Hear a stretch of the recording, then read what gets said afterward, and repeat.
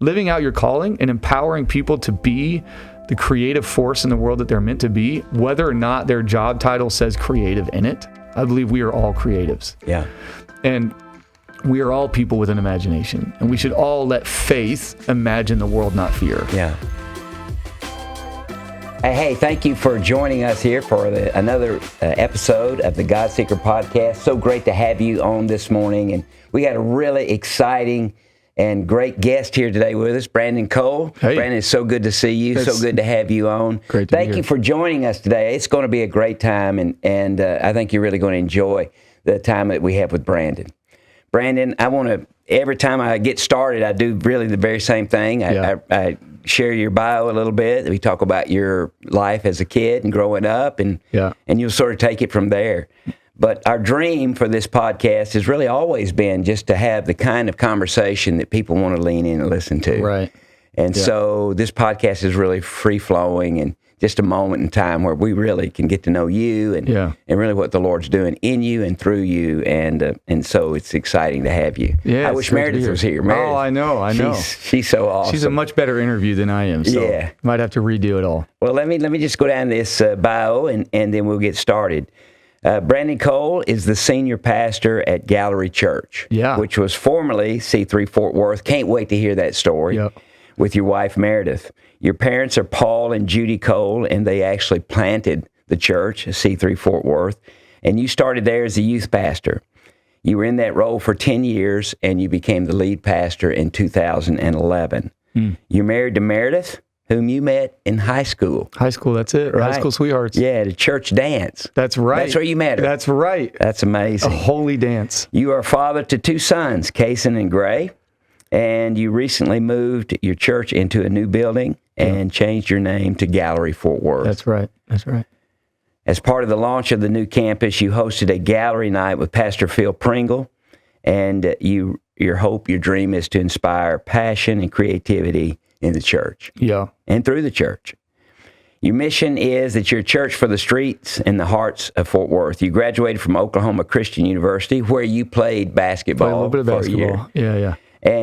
And then you won. The biggest claim to fame was last week. Last week it was. Where you were picked out of the whole audience of the Dallas Mavericks. Yeah. You were picked to shoot free throws in a free throw contest, which you won. I did. To be fair, the audience is not as big as it used to be, for various reasons we won't mention on this podcast. But still, I mean, it's pretty exciting though, right? It was great. It was a hallmark for sure. Oh, that's fantastic. Well, Brandon, thank you for being with us. I'm glad you're here. Oh, it's so cool to be here. I if you want to make this really interesting, I should interview you. I tell you what, the stories you share and the things you've done, the faithfulness you've shown is, you and Nancy, is faithfulness is underrated in the kingdom, but it seems to be the number one criteria for God. And so I appreciate you and honor you guys for the way you've continued to pioneer and continue to do things. Somebody said not too long ago that faithfulness is the new radical. Yeah. If you want to be a radical Christian, just be faithful. Just be faithful. Right? Yeah. I mean, and it really is, there is something to just getting up every morning and taking a step. 100%. Not quitting, not giving up, not giving it out, just keep going. It is. I would say, faithfulness is the seedbed. It's the soil for fruitfulness. Yeah. Most people aren't fruitful, and it has nothing to do with the seed they have or, people around them. It's the soil they continue to remove themselves from, and the faithfulness with a dream. And I'm not saying there aren't times where you got to step out of something or move on from something or whatever, but faithfulness is the journey. And I think it's something I think there's more people. I say it this way, and there's no knock on this, but I tend to think that we need more gray hairs in the kingdom. Yeah. We need more men and women who've lived there, been there, done that. When I talk to young people, I always tell them, find someone who's got gray hair who smiles and still prays. Yeah.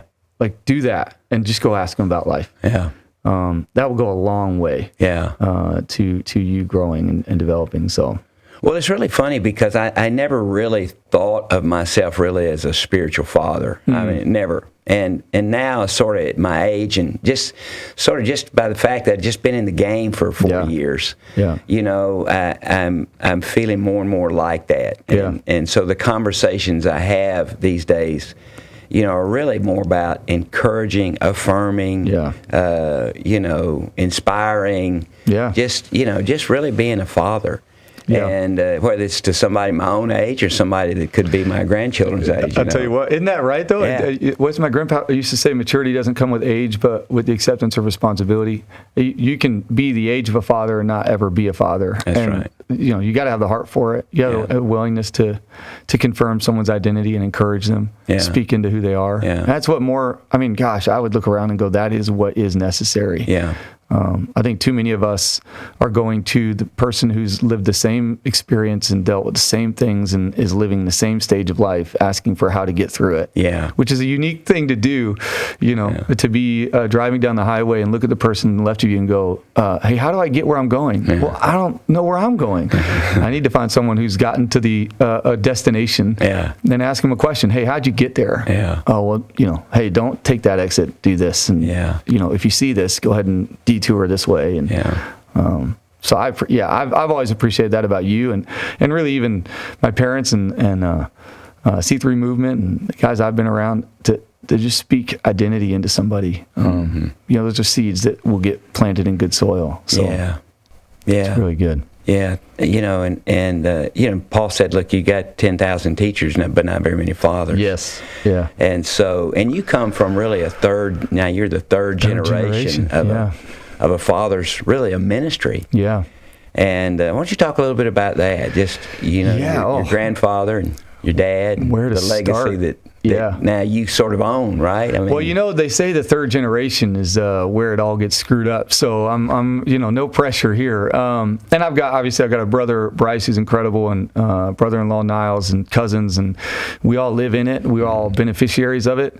My grandfather was not saved when he was young, was not in church, abusive father, whose mom, Gaga, as I remember her, got saved because of her sister through tear worn out letters of someone who, before email and before texting and before phone call, all this stuff, had sent her letters about this new relationship with Jesus. Yeah. And his mom got saved, and she started praying for him.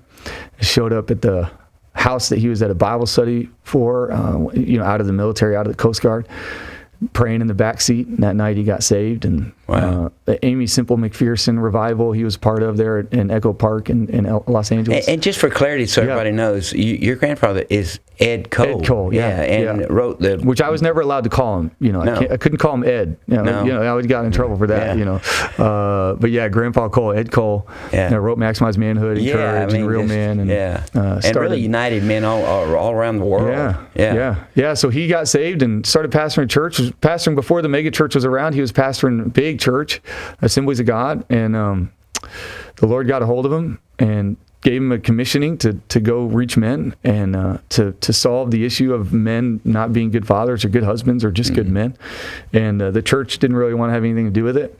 So he resigned, got in a blue van, started driving around the country because men's ministry wasn't a thing yet. And so he started pioneering this idea of how we got to reach men and make disciple men. And that grew into, 200 something nations around the world and fasted 40 days to write Max Man. And then, we're almost at 50 years. Yeah. In a year, it'll be 50 years since all that happened. And my dad, not peacefully or quickly or politely did he take over Christian Men's Network. There was some turmoil there, very much so, but stayed true, stayed healthy. I was just talking to a friend of mine who was part of the whole process when my grandfather passed away, and my dad taking over. There was about a 7-8 year gap, and I remember telling my friend who said, my dad just kept a good heart. My dad done a lot of big things. We were just talking about it prior to this. Farm Aid with Willie Nelson. And he was a first TV producer. And, he'd been there, done that, and had helped build Christian Men's Network into what it was, he and my Aunt Joanne.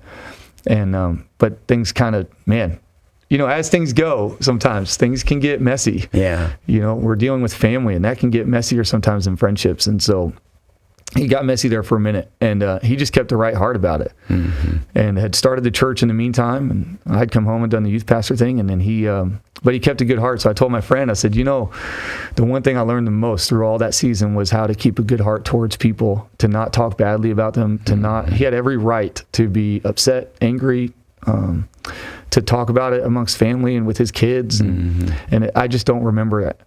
And so when it came back to him, his heart was prepared for it. Yeah. I think if he had gone bitter and I'm sure there were moments privately with him and my mom, and I'm sure there were conversations that we're not perfect, but I think his heart towards it stayed true and stayed healthy. And so he's able to take it back over, and now it's in more places, reaching more men than it's ever reached, going into, places you can't go, we can't talk about.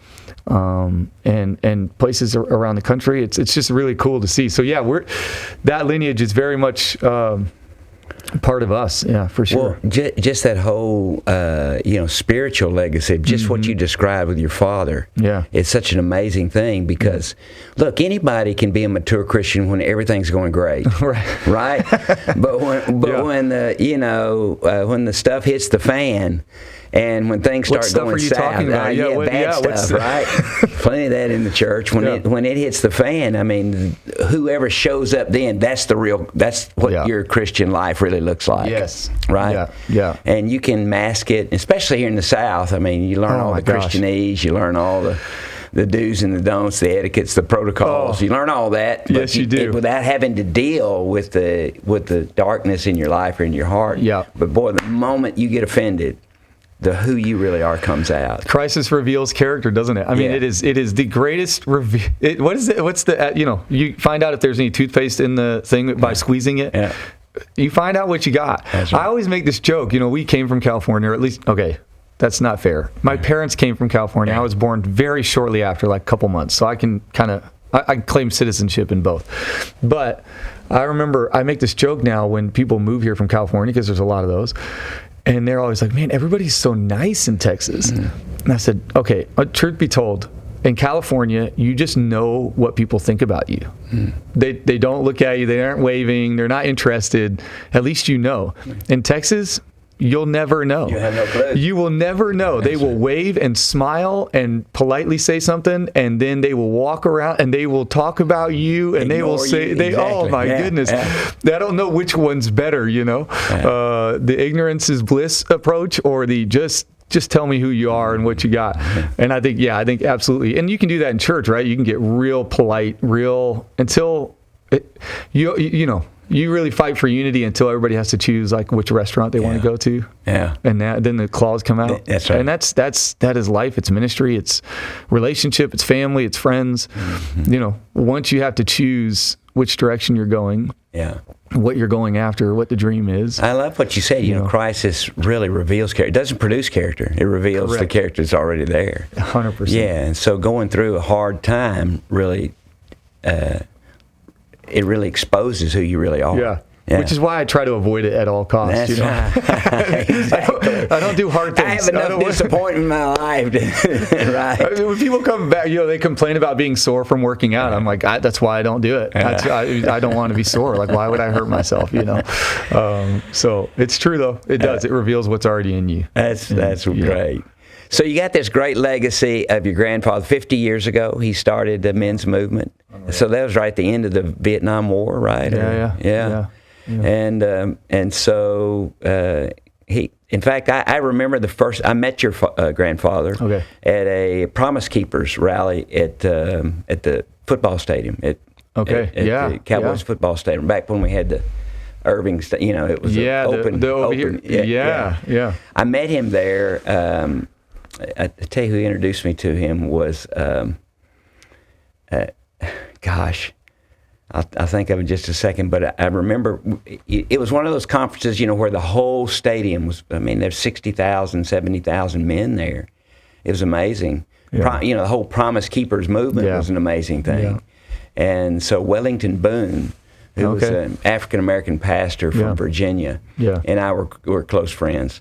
And Wellington introduced me to your grandfather, Ed. He was kind of running the show. Okay. Even it may have been de facto. He was kind of running the show. Yeah. And but very kind man, and looked at you. He's one of those guys that when you look in the eye, is there was nothing impeding what you saw. When you looked into his soul, it was clean. Yeah. And just a very an amazing man. Yeah. And to have that legacy is pretty cool. It is, yeah. I know what you said a few minutes ago about the third generation, being the one that, but you got Abraham, Isaac, and Jacob. Yeah. But you got Jacob has been the one who's by far the most fruitful. Yeah. And so, hey, we're looking at a big fruitful time and season for your life. Absolutely. So tell me a little bit, bring us up through, meeting Meredith and getting married and just, hey, you started actually in California, but we're actually born here in Texas. Yeah. I was definitely a full-formed baby by the time I got to Texas. Just hadn't seen the world yet. So I was 19. I went to college, and if we're going to be honest, I didn't graduate Oklahoma Christian. I did make it, and I got there, and it was too windy and nothing to do. And so hook 'em horns or something. I don't know. But we. My parents started the church as I left for college. I met Meredith that senior year. I was a senior; she was a sophomore, and so I kept we dated for a while, and then I left for college. So you do what you're supposed to do, right? And we broke up, and then I kept driving back because I couldn't, and I'd make it sound like I was coming to help my parents with the church. But there's really two reasons. One, I wanted to see Meredith. Two, I wanted to be out of Oklahoma. So and no offense, I don't know if anyone listens in Oklahoma. We'll see. We'll find out very shortly after this releases. And so I kept coming back. And so we dated. Gosh, we didn't get married till I was 25. So it was a long dating process. She had to graduate high school. She also wasn't allowed to get married till after she graduated college. So she is smarter than me. She graduated locally here, and then I was youth pastoring, and she was kind of helping, and we got married at.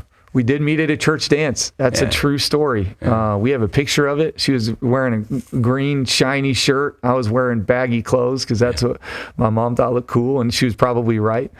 And then, we're celebrating 19 years in a month. May 19th will be 19 years. Next year we got to plan a big trip to go somewhere on the 20-year anniversary, and it's been quite a journey. Yeah, we youth pastor for 10 years, driving guys to Colorado to do youth camps and all the stuff. And like I was telling you prior to this, it's amazing how much of that you forget until you start talking about it. And all of a sudden it starts flooding back in all the different things you've done. And so we took over. I think you mentioned it, but we have two boys, 11 and 8. And so Kaysen, my 11-year-old, was born just a couple years after we took over. How did you name him Kaysen? Honestly, I wanted something that meant courage, and Kaysen means brave. The bummer is our little guy Grayson. It just means son of gray. So he doesn't have quite a, and it's funny now that I think about it, that totally fits his personality. Kaysen's willing to do anything and everything, rides a dirt bike, do all this stuff. So we just wanted something that had that deal. So I'll call him Kaysen the Brave. He doesn't always like it when I do that. And Grayson, we just call Gray. And that's how now Grayson, the funny story about Grayson is what we couldn't decide is if we use an E or an A. Yeah. So the nurses helped us. And I've never understood the real difference, right? I mean, the proper English way is the E. The American way is probably the A. We took a tally of all the nurses who came into the hospital room during labor and delivery. And asked E or A, and Meredith was so embarrassed. And I would just tally it up on their little board. I'm sure it was for more important things. Right. And E won, which is what I wanted. Yeah. And so we went with E, so it's on the birth certificate. Yeah. So people spell it wrong all the time, but Grey. Yeah. So and those are your two boys. Two boys, yeah. And you spend a lot, I mean, you coach their basketball team. Yeah. You spend a lot of time with them. Yeah, we coach. Mayor still works, so we alternate. We're pretty flexible on our schedule. But and my parents were that way. My dad didn't have that. My mom and dad showed up at everything. And my dad would travel a lot, but when he was home, he was home. And they made it, and she'll hate me saying this, but my mom would yell about things whether or not she understood them, with basketball, football, but she didn't care. She was there to scream for her boys. boys. And she still does that to this day, even for her grandkids. And so that was modeled for us. And for me, like I saw that everywhere I went. Didn't matter what we were doing. They were there, they were cheering. And it's a pretty unique opportunity for me at this point now, even with Kaysen, he's beginning to move up in baseball and some of that. So now I'm assistant coaching because I don't know baseball well enough. But those early days were like, it's pretty unique opportunity to do that. Yeah. And to be interacting with other kids and to see and I will say, your children don't always love that you're their coach. Right. They don't. There might be one person on the team who listens to me worse than my children do. But yeah, it's been really cool to see them grow into that and to see their own personalities and see the differences. And in a lot of ways, like pastoring, you got to learn your people and learn your kids. They aren't going to learn the same way. Yeah, you can't raise them both exactly the same way because they're two different individuals, Absolutely. Right? And I learned that from the coach of the Dallas Cowboys. Emmett Smith was coached different than some of the rest of them. Yeah, 100%. That's right. 100%. Hey, this is a great time, great moment to talk about this just a little bit. When kids are involved in sports now, a lot. It wasn't like this when I was a kid. Yeah, I already know where you're going with this. I mean, Sunday was a Sunday, and there was nothing going on Sunday except for church. Now, everything goes on for Sunday. Everything. That if you want to get a sale on laundry detergent, Sunday's the day they're going to put it on sale. Yeah. But particularly with your kids' athletic stuff. Yeah. And so how did you, in Meredith, how did you come to a conclusion of how you were going to raise your kids? Yeah. Because, every Sunday, Dad's going to be preaching. Yes. Right? Yeah. And so what did y'all decide to do on that? And how did you figure that out? Yeah, I don't know. I can be a bit nuanced on some of these things, so I don't know if my answer will please everybody. Probably won't. I know for us, as the boys have moved up in competition level, when we were just doing rec league stuff, you'd get one game a weekend, no big deal. Now, last weekend they were scheduled, the rain ruined it, but they were scheduled for Grayson, my 8-year-old, scheduled for 4 games. Kaysen was supposed to be in a tournament. And it's all local. We're not traveling or anything. I've got friends who do that, and they're not in church. And I don't. Here's what I would say. I think that the ultimate determination of success in a child's faith isn't that they showed up with you at church on Sunday, but that the church you went to on Sunday made a difference on Monday. Yeah. And if they don't ever see you praying, but they see you mad when you don't go to church. Mm-hmm.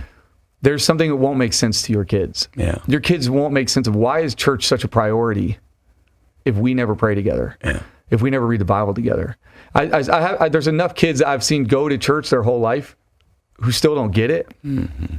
That said, I think rhythms and habits and patterns that support your ultimate commitments are important. Mm-hmm. So if you're committed to it Monday through Saturday, then Sunday should be the thing that really makes a difference. So Meredith and I, there's been times where our kids have had to ride with a friend, or if we know that Sunday is a really big deal, or he's missed last week, and we don't go, oh, hey, you're just gonna have to miss the game. Like, this is important to us.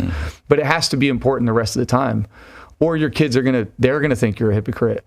Or they're gonna go, well, this never actually meant anything to our home. It only meant something to your appearance or to your status or to your, And in that case, the only person making the sacrifice is me, the kid. Right, kid, because the parent's just doing it to keep up appearances. That's right. And I'm not saying that as an out. I don't think that's helpful or healthy. I think you should be in church. Mm-hmm. I think, and people ask this question now, that's a bigger question. Why do I have to go to church if I've got friends who love Jesus and we meet together around the table? I think that's missing the picture. Mm-hmm. I think that the church on a Sunday is the extended family gathering to worship Jesus, and the table is an intimate family to look each other in the eye and see how each other's doing. I think there's different purposes. And so for our boys, we go to tables during the week. Mm-hmm. I miss a practice here or there to do that. So some of this I will say is fairly new. They're just now getting into that space where we're having to make some of those decisions. Mm-hmm. We want to be there for our boys, whatever they're doing. We want our boys to understand that as a family, we're also doing this. Mm-hmm. But we also know that they didn't choose to pastor a church. Right. They didn't choose to live with that magnifying glass on their life. Right. I never had to endure that. My dad didn't start church till I had graduated, so I never was a PK, and so that's why I'm perfect. I've never failed. But I do think, I think there's something that has to be about the conviction of your family and your heart. And if you aren't making it a commitment during the week, I think the challenge is going to be when you rush everybody to get out of bed and get dressed and go, we got to get to church. We have to get to church. And they'll go, why? And your answer is because we love Jesus or because we want to worship Jesus.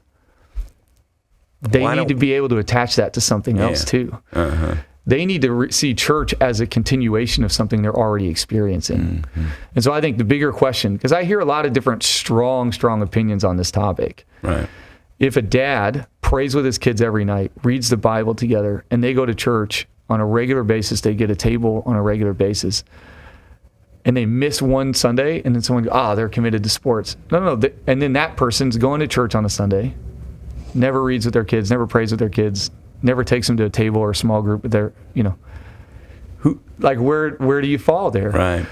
But I also think you've got to really understand that, we will only do this for a season. There's we're not going to do this through the summer. We're not going to do this spring, winter, fall. Yeah. There's times and places where we make certain commitments. And so I don't know if that answers it fully. I think ultimately, you've got to have a conviction about how you're leading your family, how they're seeing Jesus every day, and how church is actually an outworking and a part of that commitment, that higher level commitment, where church is the continuation of a thing and a support of a thing. And then they'll go, okay, this makes sense. For a dozen years, I was a chaplain of the SMU football team. And so, Joe, our son, he played football at McKinney High School, Highland Park High School, then McKinney High School. And he was a pretty decent player, But once you get to college and you see the kind of guys that they recruit, you realize that Joe's a decent player. These guys can run circles around him. They're bigger, they're stronger. It's a different, it's a different level. Yeah.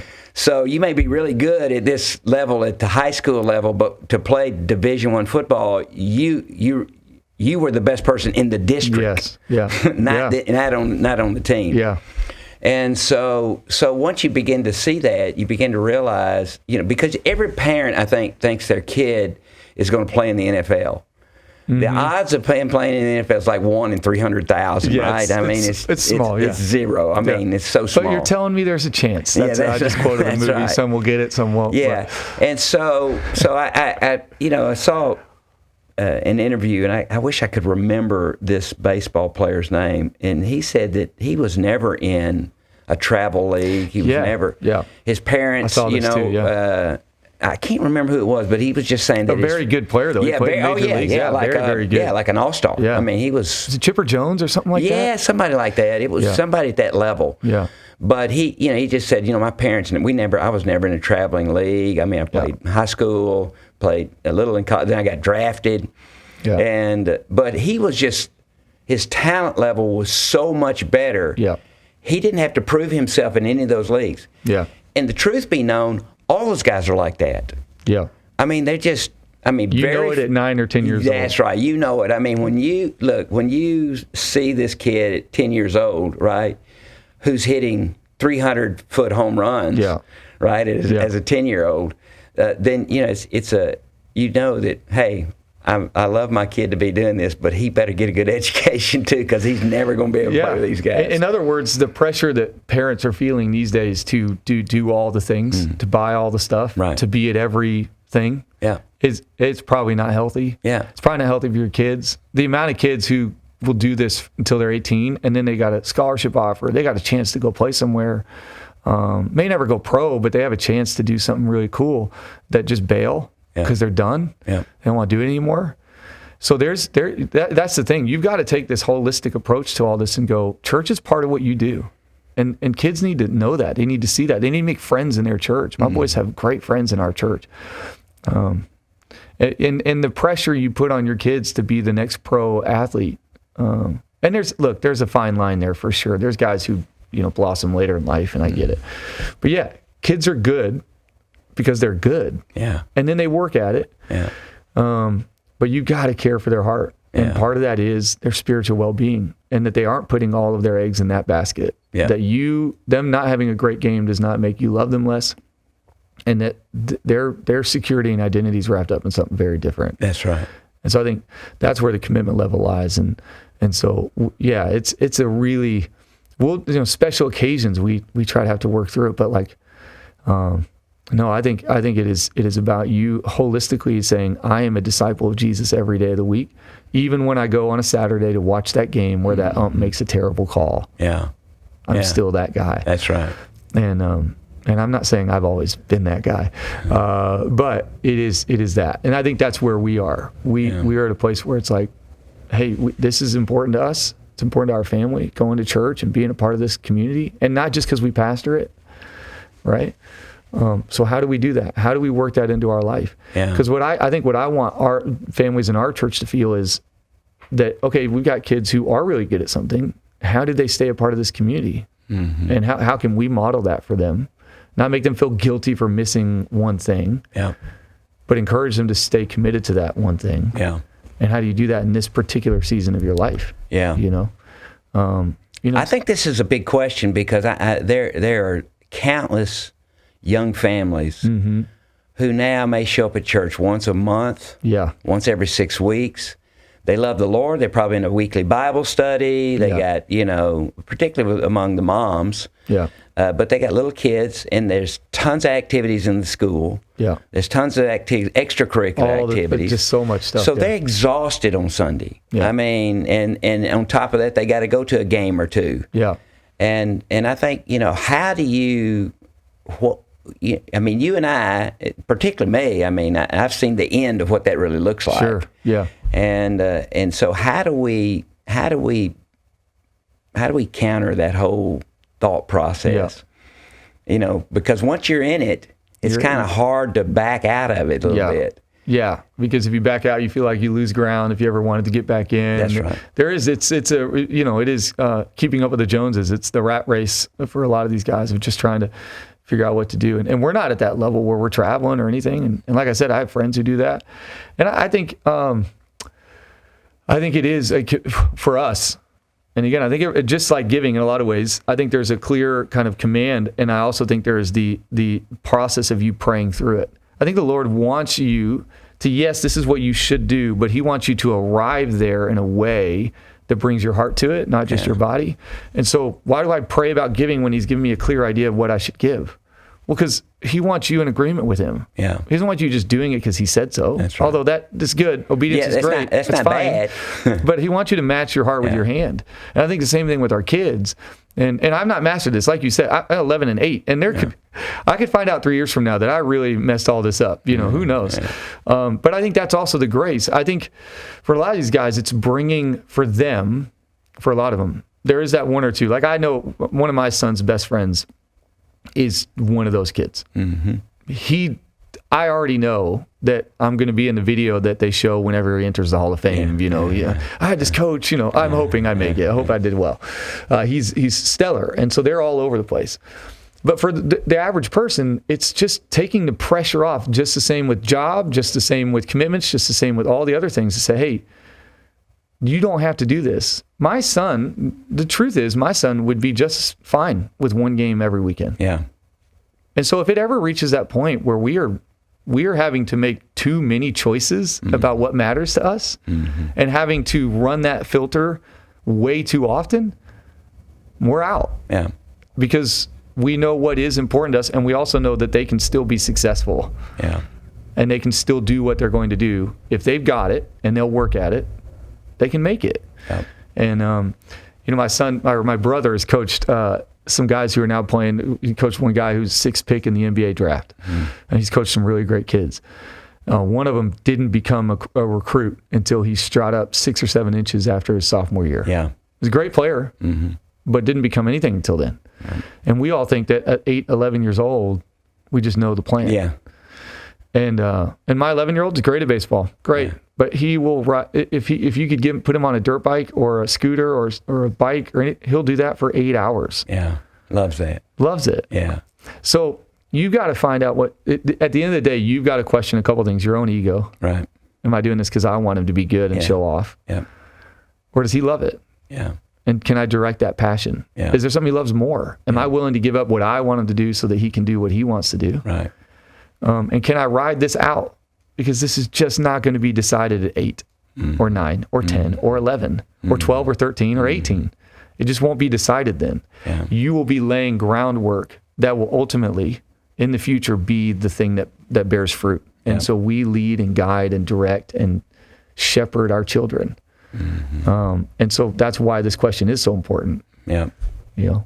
I think what you're saying now is so important, is that we have to be actively engaged in our kids' lives. Yeah. And give them direction without telling them what to do. Yeah. And one of the things we tried to do, I don't know that we did it that great, but we said, look, pick a sport. Mm-hmm. And that's it. I mean, we're not, not doing that. Because I got 8-year-old granddaughters. Yeah. They're playing soccer. They're playing basketball. They're playing t-ball. One of them is playing lacrosse. They're 6 years old. And so they're in dancing. They're in cheerleading. They're 6 years old. Yeah. And so I'm just looking at it because I see them, nearly daily. Yeah. Just looking at, there's no way to sustain this pace. Yeah. Yeah. So it's like, pick one and let's do that. Yeah. And see how that works. Because I think, at that age, 6, all they care about is seeing their friends. Right. Right. So. Yeah. No, absolutely. Yeah. So, helping them, guiding them, leading them without demanding or telling them, dictating what they're going to do. Yeah. And sometimes I realize that you have to put your foot down. Sure. But I always like to try to give kids choices. For sure. Rather than just be dictatorial with them. Yeah. Or leave it up to them. Well, help them. I think Simon McIntyre wrote this in his, I don't know how many people read it, but Doors of Perception. Years ago, he wrote this book, Doors of Perception. And one of the things he talks about was the fruit of self-control, how in church life we tend to teach self-denial and not self-control. Mm. So kids get out of high school and they don't know what to do because they know what they were not supposed to do, but they don't know how to discern. And I think a lot of kids, we're in a series on sin right now in our church called East of Eden, and talking about how sin at its core concept is missing the mark. And the mark isn't that you were doing right things. The mark is that you bear the image of God. The mark is, are you on the path he's called you to? Mm. The mark is, are you becoming more like him? And we make moralistic right and wrong arguments all the time. And he's saying, what is good and beautiful? I called this good. He didn't call creation right. He called it good. Yeah. And so what is the way? Now, that doesn't mean there aren't right and wrong. Mm-hmm. It simply means that those fit underneath the umbrella of what is a good creation that I've made. And that helps even with kids. Like, how can you teach them? And again, this is not me telling you this is what I do. I'm trying. And I'm not always good at it. It's so much easier sometimes to just tell someone what to do. Yeah. It's so much easier to. Oh, it's way easier. There's a book called Mere Discipleship by Alistair McGrath, and I don't know if it was original to him, but he talks about this concept of discipleship. There's 2 methods. One is you stand on the balcony of overlooking a crowded street, and you tell someone where to go. So you just bark at them, hey, go left, go right. Mm-hmm. The other is you go down on the street, and you stand next to the person, and you walk them through. Yeah. And sometimes we can just live on the balcony, telling our kids, yes, yes, yes, no, no, no. And they've never learned, how did you choose to go right here? How did you choose to go? You're just yelling at me same with sports, same with every other part of life. It's like, am I giving them the tools to discern? Now, ultimately, that's a gift of the Spirit. But can I show them what that's like in my life? Mm-hmm. Can I ask them questions that allow them to think? Mm-hmm. We need more thinking Christians. Yeah. And that isn't for the sake of apologetics. Mm-hmm. That's for the sake of people going, that's wisdom. Mm-hmm. That I think the argument for Christianity is better made. Okay, this is just my bent. It's probably not true, but is better made talking about wonder and beauty than right and wrong. Mm-hmm. If you ask an atheist, can you prove Scripture? I don't know. Maybe I can, but what I can tell you is that it makes zero sense for me to not believe in God and yet still believe in beauty. Mm-hmm. To somehow think that that beauty is necessary. Yeah. Why would I don't need beauty or wonder or imagination or I don't need this to look good. I would just go with the brutalist architecture of the day if that's what it was. Yeah. And you're seeing more of that. Why? Because we've lost the sense of beauty and wonder. Mm-hmm. And you want your kids to look at the world and see it for all its possibilities, not all of its negatives. Mm-hmm. And I think that's where when we just get about right and wrong, you just have to keep creating new laws, which we know in Scripture happened. And this hits on back what you were talking about just a second ago. Really, there's almost like a quiet revolution going on in the church, bending everybody towards discipleship, right? I mean, that's kind of the big thing that's pathways going on. Everybody's talking about discipleship. And going back to that model of McGrath's model, standing on the balcony shouting it, that to me that's parallel to just having discipleship classes. Correct. Right. Let's have a class, and you will become a disciple when you graduate from after 6 weeks. I always say, man, we should stop calling it a new believers class, because everything I teach in there, my old believers still don't do. That's right. Like, it should just be a believers class. Yeah. If you need to take it again, take it again. Yeah. But there's a lot of talk, a lot of stuff about that. But at the end of the day, I mean, if we're going to be effective, we got to roll our sleeves up and we got to get in there with people. Absolutely. And there's some right and wrong that is in there, but back to your point is hey, Jesus said, "I am the way." Mm-hmm. There's a way of life, a way of looking at life, a way of embracing life that cannot be mutually exclusive from Jesus, right? And from who He is, and what He's done in my heart, and my life. Yeah. And I like what you said, that hey, this may be the best argument that we can have for Christianity. Yeah. Is, look, this is beautiful what He's doing in this person's life, in this couple's life, in this child's life. Yeah. In my life, in my family's life. Yeah. And how do we compound that? How do we make that tangible for people? Yeah. And so it's a big question now. It is. I think, and I don't think these are spirit and truth, right? It is, all these things matter. I think giving people guidelines, there's a reason 10 Commandments exist. There's a reason that Jesus, even in His confirming of the law, gives you 2 primary commandments. They're necessary. The rights and wrongs are there. It all makes sense. I think John Tyson talked about this, and I said it this way at church the other day, which is God made it good, sin made it bad, Jesus made it new. Mm-hmm. And Jesus is trying to restore what God created. And Jesus, through His cross and resurrection, we're about to hit Easter. What a great argument, what a great thing to talk about come Easter, is not just, and John Tyson said it this way, and I don't, again, not sure if it was original to him. I'll give him credit. He said, we start with, you're sinful, you need a Savior. Yeah. But without the backstory, that just doesn't resonate with people. Mm-hmm. Everybody knows but they're not going to choose your option. What they need to know is God made it good. Sin messed it up. Yeah. Jesus is restoring it all. Yeah. And when you tell that story, that's a different thing to get behind. Because now I'm going, if He made it good, then I need Him to make it right and make it good again. And I think that's the gospel message we just start at, you're a bad person. I think they can see, that God made it good. Sin separated us from that good, right? Yes, right. And so I think, to see that, hey, the objective is to get reconnected back to the good. Mm-hmm. And so the devil is doing everything he can to keep you from reconnecting. 100%. And Jesus has made it possible for you to be reconnected. 100%. Yeah. Yeah. And because the older I get, the more I'm seeing Christianity in terms of totally relationship and connection. Yeah. It's not right or wrong. Yeah.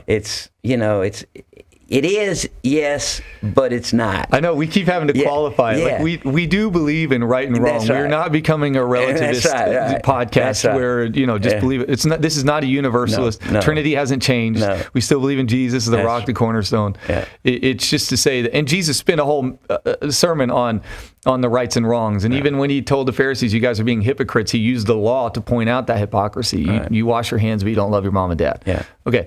But what He's doing, ultimately, even with the Sermon on the Mount, is taking it to a level that is deeper and richer and more important than you washed your hands. Great. Awesome. Before you ate. Great.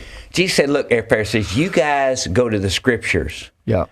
Because you think in there you'll find life, but you're unwilling to come to me. That's where the life is. Yes. Yeah. And the more complex something is, the less likely, I think, it is of the way. Yeah.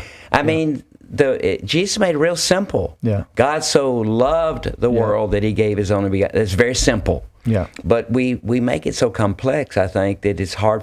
People feel like they have to get prepared to walk in today. I mean, they can't just come into today. They have to have been prepared by it. Yeah. Something that they've done extra. Yeah.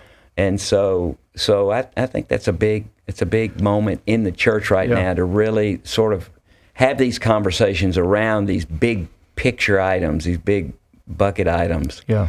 And really talk about what really is salvation. What does sin really look like? You know, I mean, we all know if I pull a gun out and murder you, you know, that's sin. Yeah. But you know, there is a right and wrong. Back to that again. But really, I really want to. I've been stuck on this verse in Psalm 119:68 for a long time. It just says this is very clear. God is good, and he does good. Yeah. That's good. That's him. Yeah. That's him. He's good, and he does good. Yeah. And so then it's incumbent upon us to demonstrate what is good. Yeah. To talk about what is good. Yeah. To share what is good, and to live what is good. Yeah. And what does that look like? You know? And so to me, those are some of the big picture issues of, I'm naturally repulsed by complexity. Right. And here's what's the adage? Irreducible complexity. There is a point at which you can't just take it to the point of like you said, a 4-week class does not a disciple make. No. You know, does a 4-week class play a part in making of a disciple? Yeah. Sure. Yeah. Fine. Even Jesus, like you talk about the relational thing. He came, to seek and save the lost. He came doing it, eating and drinking. There's that relational aspect to Jesus. We tend to treat people from the cross on. Mm-hmm. We don't ever take into account that the disciples had a 3-year journey of pre-conversion. Yeah, you might say. That's right. And discipleship to the cross, and then from the cross. Mm-hmm. And we don't allow people to have that same journey of, hey, you don't really know what this means. And what Jesus did for 3 years is give people a glimpse of what he was bringing back, of what he was revealing, of what the world he wanted you to create and cultivate in your life. Mm-hmm. We say this all the time in our church, that we want to cultivate creation, not condemn it. The world is going to do what the world does. We actually say the world's going to world, that people are going to people. Yeah. That people are always the problem, they're always the solution, right? It's always the thing. But what you have to be able and willing to do is not tell the world they're all bad. This does not mean don't call out the wrong things. This is not a politics and all the stuff. It is simply to say that if the world's not doing well, my opinion, the church should look at itself first. Yeah. Because it was our job to cultivate it. It was our job to redeem it. It was our job to make disciples. That was the garden we were given. We were given that commission. Right. The world wasn't given the commission to redeem itself. Mm-hmm. It is the idea that, like, if I'm driving down the road and see a speed limit that says 60, that sign's not going to slow me down. Right. I still have the choice. Right. You know, we said this the other day in church, you know, Adam really blamed Eve, but Adam had like at least 2 feet between the apple in his hand and the mouth that ate it, right? Like he still had the choice to move it into his face, you know? She didn't shove it in there. She was deceived. He was just disobedient. And you know what's also funny? I read this. When you read the scripture, it says Eve took the apple and Adam was with her. Yeah. We always make it like Adam was like, he was out doing, he was way over there. Naming the giraffe or whatever. He was busy doing the work of the Lord, and then all of a sudden, Eve, what are you doing? No, he's there. Yeah. And so we got a rabbit trail. But I do think for us, it's Jesus gave us what it looks like to live in this earth in the way of the kingdom. And I think that is important for us to understand, that discipleship does need to become a priority again. Mm-hmm. But we have to be careful that it doesn't just become a class. That's right. Our penultimate is not that you become a volunteer in our church on a Sunday. That is part of your discipleship. We've stopped. We do both and, but we think serving in church is part of our discipleship. To love people you may not know, serve people you may not know, but we hope and we believe that it will impact your Monday through Saturday. Yeah. And I don't think we've always done that. And I think also what Jesus does is give us the freedom to imagine a world differently. And if we're created in the image of God, then we should have an imagination about the earth He created. Mm-hmm. If we're partnering with Him, then we should have the best imagination as to what this world looks like. Yeah. If I'm created in His image to do the work that He started, then I need to have His image and His view and His imagination about what it can look like. Yeah.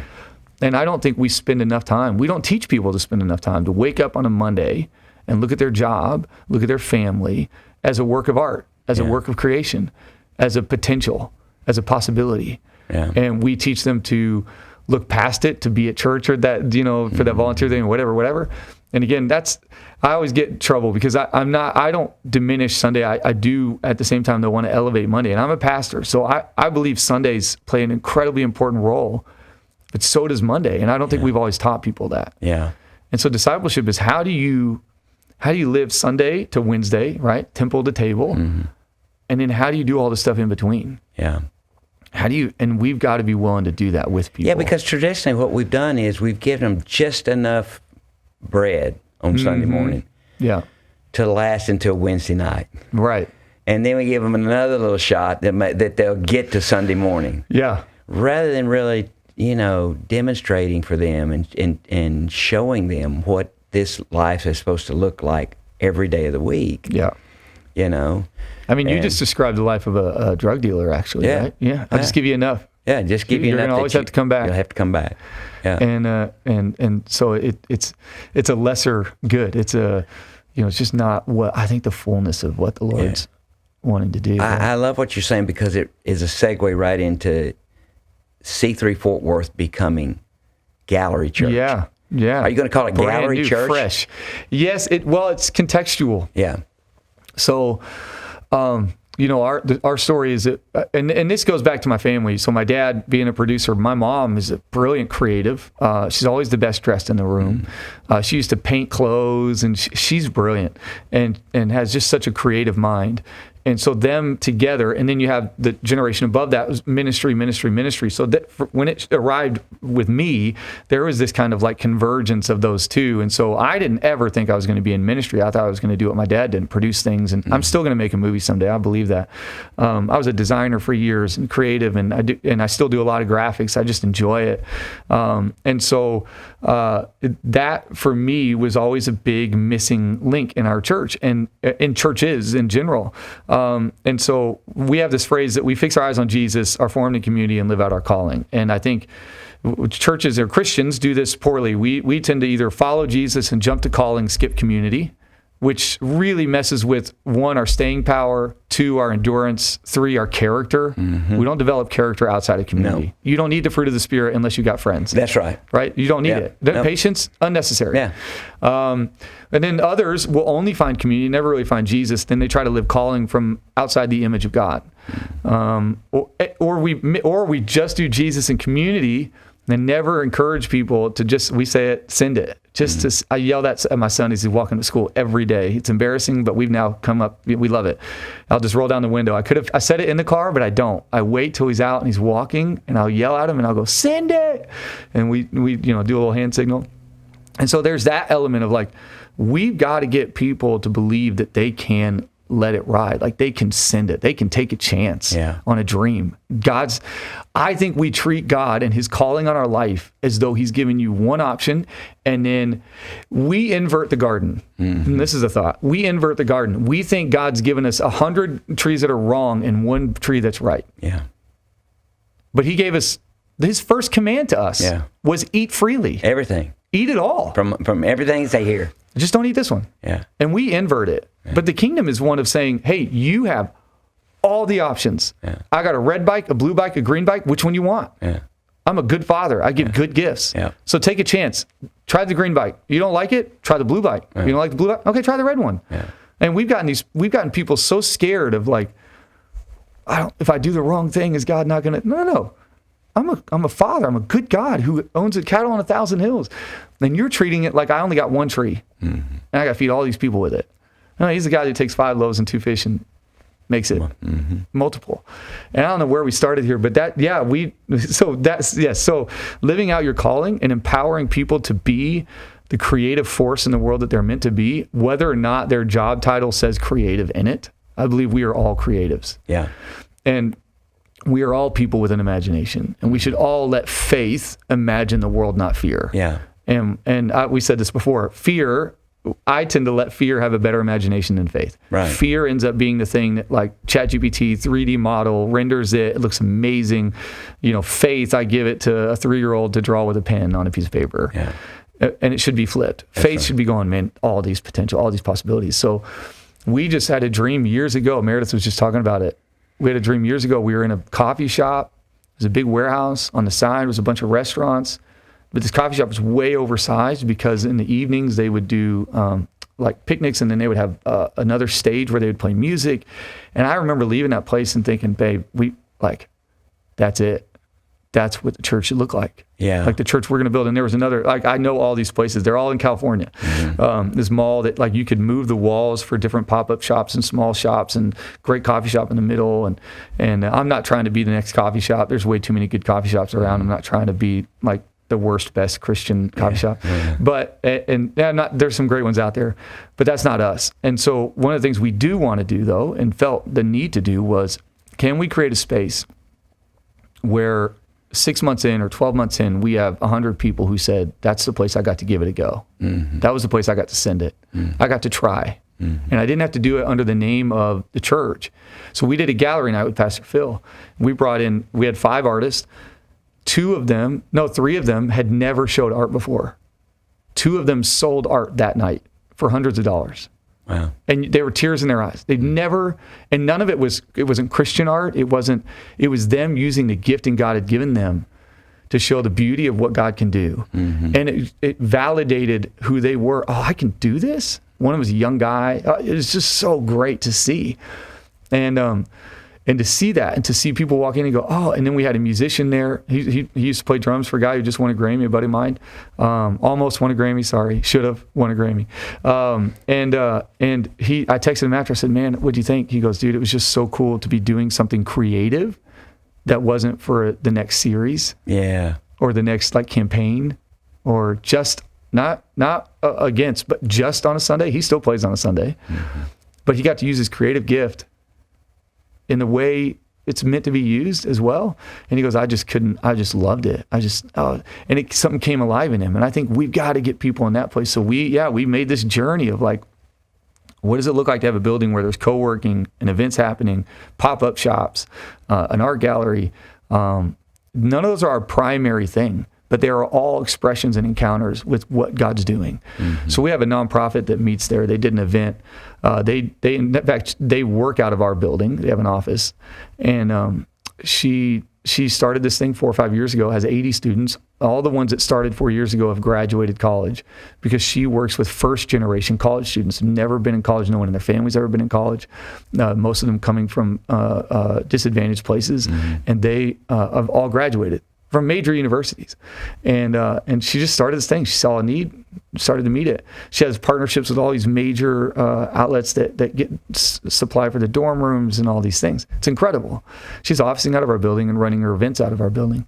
And one of the events, this lady came in, one of her volunteers, and said, what is this place? And she said, well, it's a church. And she goes, man, like something felt different. And I just remember kind of tearing up. I looked at Mary and I was like, that's what we said would happen. We just don't trust God enough sometimes to think that you can't encounter him outside of your Sunday morning service. Your Sunday morning service should teach people how you encounter God and where you can encounter God and the ways you can encounter God, with a foretaste or an appetite for how you're going to do that same thing on Monday, Tuesday, Wednesday, Thursday, Friday. Yeah. And so that's what we saw. And so we're seeing that happen. And so we're wrestling with, what do you call that? Like, how do we put a name on it? And so we had a friend walk through a building and goes, and we've always called our lobby the gallery. We've never called it a lobby. It was a swear jar if you call it a lobby, because we thought it was so much more than that. We wanted mission and vision to be really integral to what we do. And so we call it a gallery. And that was before there was ever art on the walls. Yeah. before we ever had art on the walls. We called it the gallery. Yeah. And so we just walked through this process over the last several months of just like, what would it look like for a name that encapsulates all of that? Mm-hmm. Every bit of it. The church, the space that you can rent, the co-working, and the creative outlets that we got guys renting it to do production. And so yesterday we announced it officially to the church that we're in a new season, still very much a part of the C3 Global family. We get our heritage and legacy and our identity from, but our first name in the city of Fort Worth is going to be Gallery. And it was nerve-wracking, right? We've been at this for a minute, but confirmed in a lot of different ways. You know what I love about it is just the name is creative. Yeah. Everything about it shouts at you, create. Yeah. Observe the creativity, participate in the creativity, be a part of the creativity. Yeah.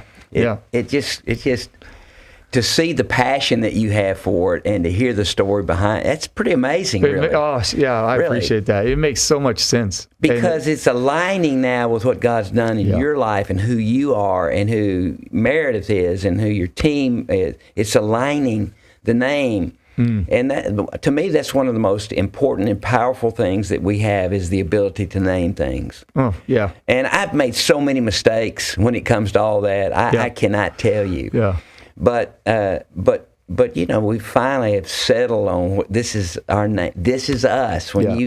This name describes us. Yeah. And we are Trinity Dallas. That describes us. Yeah. It's like you said, that's our first name. Yeah. Our family name is C3, right? Yeah. And we'll always be that. That's who we are, what we do, what's in us. Yeah. And I'm starting to see now so many of these churches that were formerly C3 churches, both in Australia and here in the U.S. and around the world, people changing the name of their church. Mm-hmm. Like John Pierce was just here he used to be C3. I forget what the name of the community he was in, but C3, the name of the community. Now it's Powerhouse. Yeah. What a great name for John Pierce and those. He is a powerhouse. Yeah. That is a powerhouse. Yeah. Kerry Robinson, Game Changer. Game Changer Church. Yeah. These are things that, I grew up in, like you had the First Baptist Church, the First Methodist Church, the Presbyterian Church, the Cumberland Presbyterian Church, and the Church of Christ. That was it. And you know what? What's funny about that is when you think about that, you then come into that space with an expectation, and if it doesn't meet your expectation, you're out. All right. Which is somewhat reverse of like, wait, hold on. Like, this is your opportunity to tell me who you are, showing up, being a part, seeing it, and then going, oh, okay. And like you said, for us, it was like, C3 is who we are. C3 is what it's. It's interesting. I would say it like this: C3 is the house you walk into. Mm-hmm. It is. This is going to be allowed. We're going to yell across the table. We're not always going to ask politely for you to pass the fork. Right. Like we're a party. We're going to and we're going to love each other well, and we're going to laugh, and we're going to rejoice, and we're going to celebrate together, and we're going to hug each other, and we're going to stay over way too late, and we're probably going to say a couple inappropriate jokes, and whatever. And then at the same time, though, in that house, there are rooms, and every person there has a room. And when you walk in that room, you're like, oh, yeah, that's Brandon's room. Yeah. There's a surfing poster on the wall, and there's and then there's my brother Bryce. There's Bryce's room. He's got basketball, and there's Lindsay's, my sister's room, and there's my parents' room because it's the biggest one. And so like I think that is the part that we wrestle with, and I don't necessarily think that means you can't keep that a C3 thing, but for us the journey, and really because of the multiple expressions that we kind of had to encapsulate in a name rather than having 3 or 4 different names for the event space and for we kind of go, can we have one name that says all of it? Yeah. So we're really excited about it, right? Like it's kind of weird. It's just a day old for most of our church, not all of them. We're in it. But I think the thing that's also cool is that we have to live up to both names. Yeah. We need to live up to the C3 Fort Worth legacy, the C3 Global legacy, what it's created, the identity it's given us. Well, there's certain core values and a certain mission that we share together. Yeah.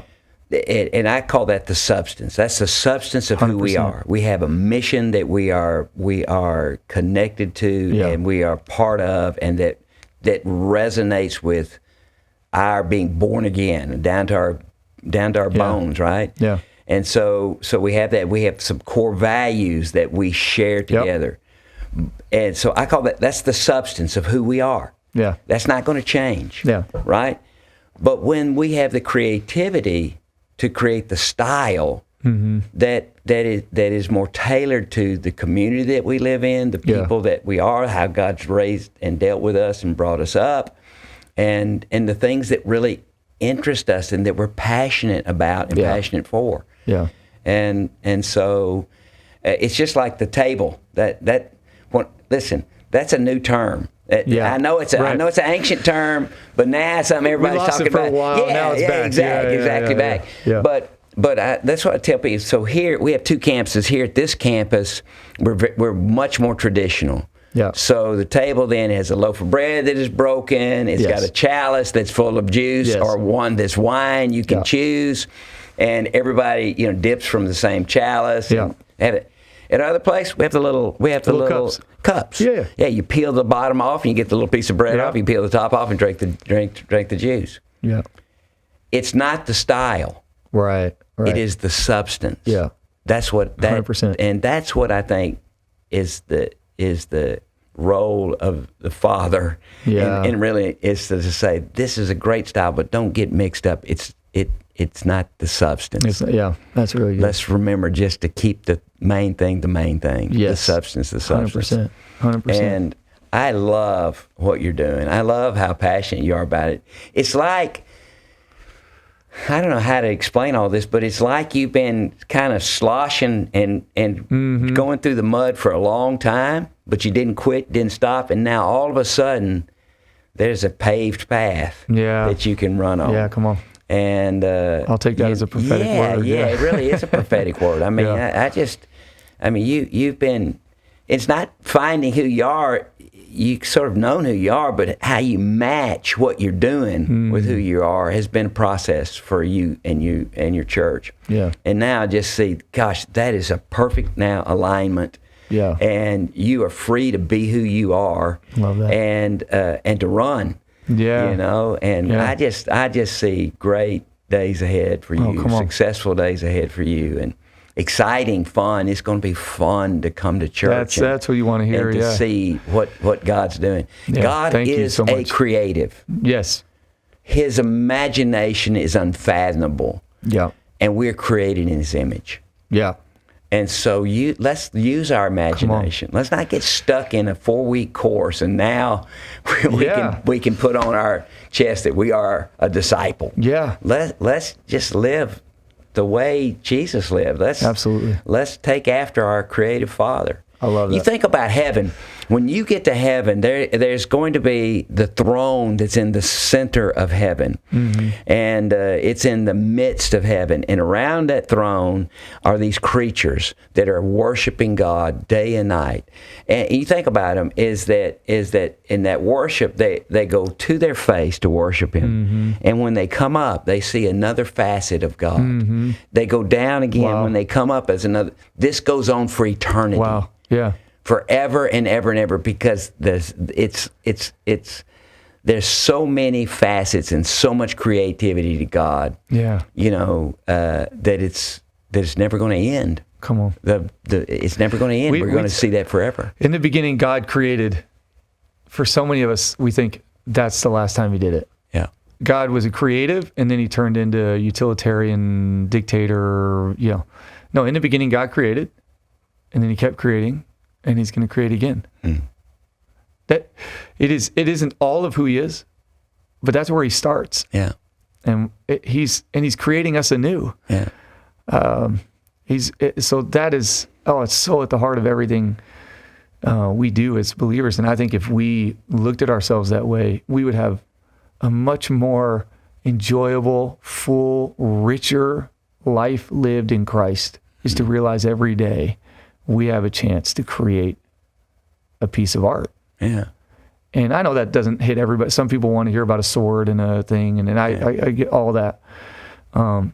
But we are a people who should have a tool in our hand, a chisel in our hand, and we should make something, a paintbrush, a camera, and we should make something of the world that we live in, and that's an incredible thing, an incredible gift, an incredible opportunity, and a decent challenge as well, because we can easily look at the world and go, this ain't working.